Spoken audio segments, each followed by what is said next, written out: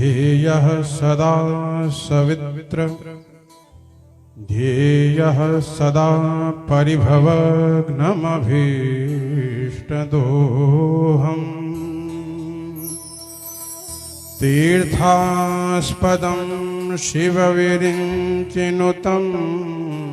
शरण्यम् भृत्यार्तिहं प्रणतपालभवाधिपोतम् वन्दे महापुरुषते चरणारविन्दम्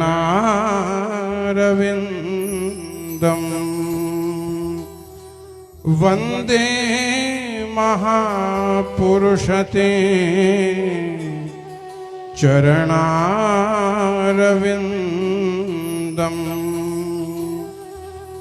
आद्यन्तमङ्गलमजातसमानभावम् आर्यं तमीशमजरामरमात्मदेवम् पञ्चाननं प्रबलपञ्चविनोदशीलम् संभावये मनसि शङ्करमम्बिकेशम् कर्पूरगौरम्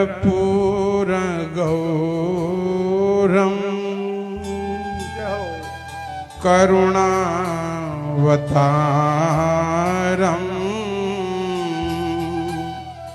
संसारसारम्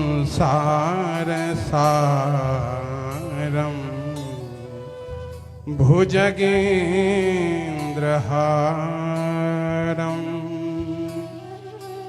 सदा वसन्तं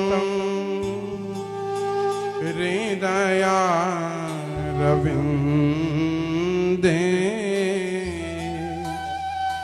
भवं भवानी सहितं नमामि भवं भवानी सहितं नमामि करारविन्देन पदारविन्दम् मुखारविन्दे विनिवेशयन्तम् वटस्य पत्रस्य पुटेशयानम् बालं मुकुन्दं मनसा स्मरामि बालं मुकुन्दं मनसा स्मरामि। सर्वप्रथम मेरे परमाराध्य भगवान श्री केदारेश्वर के श्री चरणों में दास का दंडवत प्रणाम। भगवान श्री कृष्ण की वांगमय मूर्ति श्रीमद् भागवत जी के श्री चरणों में दंडवत प्रणाम करते हुए मेरे पूज्य गुरुदेव व्यास पीठ पे विराजमान पूज्य आचार्य श्री के चरणों में दास का दंडवत प्रणाम। मेरे साथ आए हुए केदारनाथ मंदिर के अधिकारी हमारे बड़े भाई श्री प्रदीप श्रीमाल जी को प्रणाम करते हुए हमारे गुरु भाई श्री सुधाकर उनियाल जी के श्री चरणों में बारंबार प्रणाम करते हुए पूज्य आचार्य वृंदों के श्री चरणों में प्रणाम करते हुए जो हमारे संगीतज्ञ हैं उनको भी बारंबार प्रणाम करते हुए मंडप पे आवाहित सभी देवी देवताओं को प्रणाम करते हुए गुरु जी ने मुझे 2 शब्द कहने को कहा है, लेकिन मैं मूढ़ अज्ञानी अकिंचन गुरुदेव के सामने में कुछ बोलने के लिए मेरे होंठ लड़खड़ा रहे हैं, क्योंकि सूर्य को प्रकाश दिखाना असंभव है। और हम और आपका ये बड़ा सौभाग्य है कि आज हम पूज्य गुरुदेव के श्री मुख से कथा श्रवण कर रहे हैं। और मेरा भी ये पहली बार है जो सीधे प्रसारण से मैं आज गुरुदेव के श्री चरणों में बैठकर कथा सुन रहा हूँ। मेरी ये योग्यता नहीं है कि मैं गुरुजी के पास में इस चेयर में बैठकर के कथा सुनूं, लेकिन गुरु प्रसाद होता है। जिस प्रकार विश्वामित्र जी लक्ष्मण और श्री रामचंद्र जी के साथ सीता स्वयंवर में गए थे, तो उनको भी वही स्थान प्राप्त हुआ जो विश्वामित्र जी को प्राप्त हुआ। ये गुरु प्रताप है। गुरु प्रताप से आप रंक से राजा बन सकते हैं, गरीब से धनी बन सकते हैं और जीव से शिव बन सकते हैं। ये गुरु प्रताप है। हम सबका परम सौभाग्य है। ये बहुत साधारण बात नहीं है कि आज पूज्य गुरुदेव बद्री वन से आकर आपके यहाँ बुलंदशहर में इस कथा गंगा को प्रवाहित कर रहे हैं। गुरुजी साधारण व्यक्ति नहीं है। हम जानते हैं किस प्रकार आजीवन श्रीमन नारायण के श्री चरणों में आजीवन अनवरत रूप से सेवा की, और जो अनुष्ठान का प्रताप है उनके जीवन में आज बुलंदशहर में आपके नगर में वो कथा गंगा को प्रभावित कर रहे हैं। यह आपका सौभाग्य है, हमारा सौभाग्य है। तो साक्षात इस कलयुग के वेद व्यास जी, हम इनको कहें तो कोई अतिशयोक्ति नहीं होगी। ज्यादा बोल गया। वो आप नहीं जान सकते प्रभु, लेकिन आपने इस विश्व को क्या चीज दी है वो आपके सभी भक्त जानते हैं। इसको कहने की आवश्यकता नहीं थी, लेकिन एक बात है, आपके चारों तरफ कथा रूपी गंगा तो बह रही है, लेकिन आपके सर के ऊपर अमृत वर्षा हो रही है गुरु जी के श्री मुख से जो कथा सुन रहे हैं।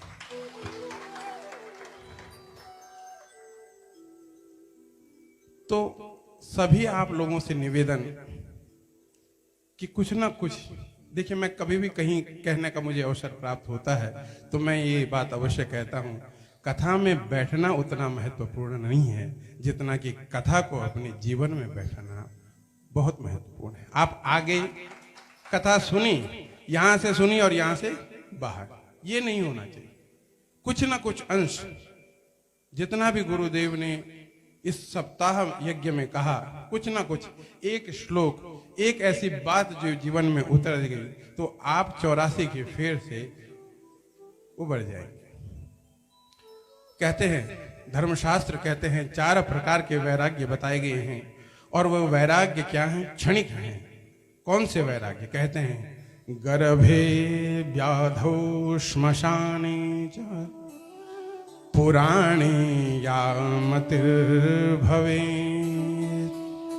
सा यदि स्थिरतां याति को न मुच्येत बंधनात्। 4 प्रकार के वैराग्य, लेकिन क्या है वो वैराग्य? क्षणिक हैं। कौन से वैराग्य? गर्भे, जीव जब माता के गर्भ में रहता है तो उसको इतनी पीड़ा होती है, इतना कष्ट होता है, वो सोचता है कि मैं इस नरक से कब बच पाऊं। लेकिन जब संसार में उसका जन्म होता है, वो माया के फेर में जब बनता है तो वो माया के चक्कर में फंस करके उसको लगता है इस संसार से बड़ा कुछ है नहीं। वही चीज व्याधो, बीमारी में दवाई खा खा के परेशान हो जाता है, सोचता है दवाई से अच्छा है कि मैं मर जाऊं। लेकिन फिर उसकी तबीयत ठीक होती है, माया में फंसता है, फिर से वही चक्कर, ये तेरा ये मेरा। तीसरा श्मशाने च, श्मशान में जब आप किसी शव यात्रा में जाते हैं तो कुछ क्षणिक समय होता है जब श्मशान वैराग्य प्राप्त होता है, तो लगता है जीवन तो क्षण भंगुर है। उस समय सभी लोग ऐसा बोलते हैं, पानी का बुलबुला है, ये ठोकर लग जाने से नाश हो जाएगा इसका। लेकिन जैसे ही चिता जली, वैसे ही श्मशान से ऊपर आकर के फिर से वही, अरे मेरा ये कॉन्ट्रैक्ट उधर था, इसने पैसा नहीं दिया, मेरी बीवी ने ऐसा कर दिया, मेरे बच्चों ने ऐसा कर दिया, फिर वही माया का चक्कर। और अंत में कहते हैं पुराणी या मतिर्भवे। सभी सुन रहे हैं कथा। इस समय आपके मन में यह है कि गुरुजी ने जो बोला यही सत्य है। भगवान नाम का स्मरण करना, भगवान का संकीर्तन करना यही सत्य है। लेकिन कथा पांडाल के बाहर गए, माया ने झगड़ा नहीं, ये सब चीज फुर हो गया।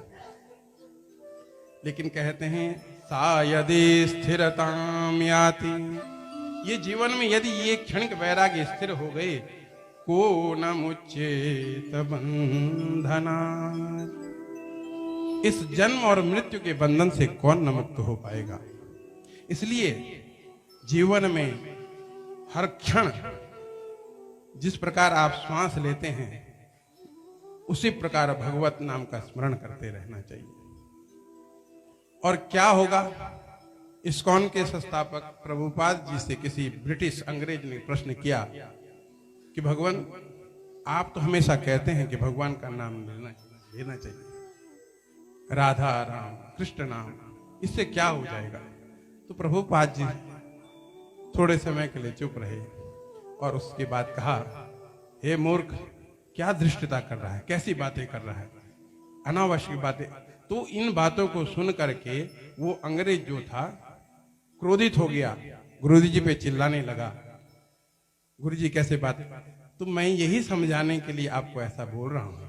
यदि मैं आपको गाली देने, केवल गाली देने के लिए, गाली देने से आप अपना आपा खो करके क्रोधित हो जावें, तो भगवान नाम स्मरण करने से, भगवान की स्तुति करने से, वंदना करने से भगवान कैसे प्रसन्न न हुए। तो नाम की ये महिमा है। और नाम महिमा करने से, नाम जाप करने से क्या जीवन में प्राप्त होगा। विष्णुश्चक्र गदा प्रयाति पुरुतः, शूले शिव पृष्ठतः, वामे पाशधरा प्रयाति वरुणो, चक्रिर्हरिर्दक्षिण। जो भगवान का नित्य स्मरण करता है, नित्य जाप करता है, भगवान नारायण चक्र लेकर उसकी आगे चलते हैं उसकी रक्षा के लिए। भगवान महादेव त्रिशूल लेकर उसके पीछे से उसकी रक्षा करने के लिए चलते हैं। वरुण पाश लेकर के बाएं भाग में उसकी रक्षा के लिए चलते हैं, दाएं भाग में इंद्र स्वयं वज्र लेकर उसकी रक्षा करने के लिए चलते हैं। इसलिए नाम की महिमा है। कलयुग केवल नाम आधार। तो भगवान नाम जो स्मरण करते हैं, मैं तो कहता हूं, माताओं को ये निवेदन करता हूं कि अपने बच्चों का नाम टिंकू, पिंकू, रिंकू ना रखा जाए। कम से कम ऐसा नाम रखें कि जिससे भगवान का स्मरण हो। अजामिल की कथा सुनी होगी, गुरुजी ने सुनाई होगी, नारायण नाम था। तो उस नाम का क्या प्रभाव हुआ उसके जीवन में, ये आपको स्वयं पता है। कैसे प्रसन्न होते हैं भगवान। बोलते हैं हम इतने जाप करते हैं, इतना पूजा पाठ करते हैं, इतना सब कुछ करते हैं, फिर भी प्रसन्न नहीं होते। तो मुझे स्मरण नहीं हो रहा है, शायद श्रीमद् भागवत के चतुर्थ स्कंद के 31वें अध्याय में देवर से नारद और मैत्रेय जी का संवाद है। तो प्रश्न किया है मैत्रेय जी ने, तो उसका उत्तर देते हैं श्री नारद जी। किस प्रकार प्रसन्न होते हैं। दयया सर्वभूतेषु संतुष्ट्या येन केन वा, सर्वेन्द्रियोपशान्त्य च तुष्यत्याशु जनार्दनः। आशु तुष्य जनार्दनः, शीघ्र प्रसन्न होते हैं। आशु कहते हैं शीघ्र, जैसे आशुतोष शीघ्र प्रसन्न होने वाले भगवान शंकर, वही अर्थ में आशु तुष्य जनार्दनः। दयया सर्वभूते, प्राणी मात्र पे दया का भाव, उसके कल्याण का भाव। देखिए सोमनाथ जी पर गजनवी ने 17 बार आक्रमण किया, सब जानते हैं। कितना सोना लेके गया, कितने खजाने लेके गए, गजनवी का नाम नहीं है, लेकिन आज भी सोमनाथ अडिग रूप से विद्यमान। देखिए, सनातन का अर्थ यही है, जो नित्य निरंतर है उसको सनातन कहते हैं। बाबरी मस्जिद बनी, टूटी, श्री रामचंद्र जी फिर से विद्यमान हो गए अयोध्या जी। संतुष्ट्यायेन केन वा, जितना मिले भगवान प्रसाद स्वरूप जितना आपको दें उतने में ही संतुष्ट रहना। इधर से व्यापार कर रहे हो, इधर से नौकरी कर रहे हो, इतनी की आवश्यकता नहीं है हमें। साईं इतना दीजिए जामे कुटुंब समाज, मैं भी भूखा ना रहूं साधु ना भूखा, इतना ही होना चाहिए और उसी में संतुष्ट रहना। और अपनी इंद्रियों पे निग्रह करके परमात्मा का भजन करना। इन तीनों चीजों से भगवान जनार्दन शीघ्र प्रसन्न होते हैं। आपने क्या कमाया क्या नहीं, सब यहीं रह जाएगा। क्या आभूषण पहने, क्या कपड़े पहने, एक अठन्नी भी आप अपने जीवन से नहीं लेके जा सकते। कोई लेके गया है आज तक? कोई भी नहीं लेके गया, सब यहीं छोड़ना होता है। धर्मशास्त्र कहते हैं, धनानि भूमौ पशवश्च गोष्ठा, भार्या गृहद्वारि जनैः श्मशाने, देहश्चितायां परलोकमार्गे,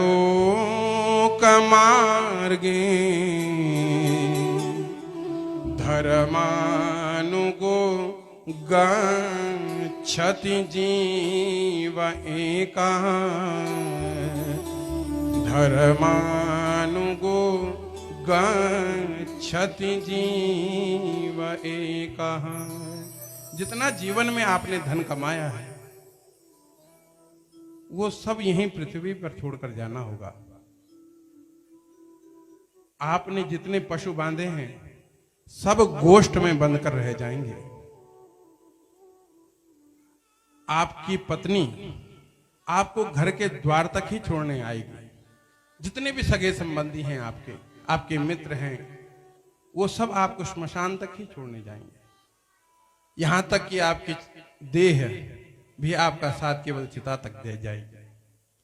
आपके साथ क्या जाएगा? कभी विचार कीजिएगा, जाएगा तो क्या जाएगा? धर्मानुगो गच्छति जीव एकः। जितने भी आपने पुण्य के कार्य किए हैं, धर्म के कार्य किए हैं, वही आपके साथ जाने वाले हैं। जैसे यजमान परिवार ने आज यहाँ पे अपने कुल का उद्धार तो किया ही किया। सतरति सतरति सलोकांश तारयति, अपने आप तो तरते ही हैं, लेकिन समस्त लोक के कल्याण को करने का कार्य भी वो करते हैं। यजमान ने अपने पिछली 7 कुल का उद्धार, अगले 7 कुल का उद्धार तो कर दिया, लेकिन यहाँ पे तमाम आप जैसे भक्त वृंद यहाँ पे आए हैं, उनका भी कल्याण सुनिश्चित। तो यजमान परिवार धन्यवाद के पात्र हैं। जो आपका ये भगीरथ प्रयास है, वो भगीरथ अलग थे और आज के भगीरथ आप हैं, जो बद्रीनाथ से ये कथा गंगा को बुलंदशहर में आपने बहाया। ये आप धन्यवाद के पात्र हैं और जिससे आपका भी उद्धार हुआ ही और मुझ जैसे मूर्ख प्राणी का भी उद्धार हो गया। तो इन्हीं 2 शब्दों को मैं अपने आराध्य देव भगवान श्री केदारनाथ जी, मेरे पूज्य गुरुदेव व्यास जी महाराज जी के श्री चरणों में समर्पित करते हुए, बोलो केदारेश्वर महादेव की जय, बदरी विशाल भगवान की जय, श्री श्री अम्बे मातु की जय, श्री भागवत महापुराण की जय, व्यास जी महाराज की जय, सत्य सनातन वैदिक धर्म की जय। ओम नमः पार्वती पतये हर हर महा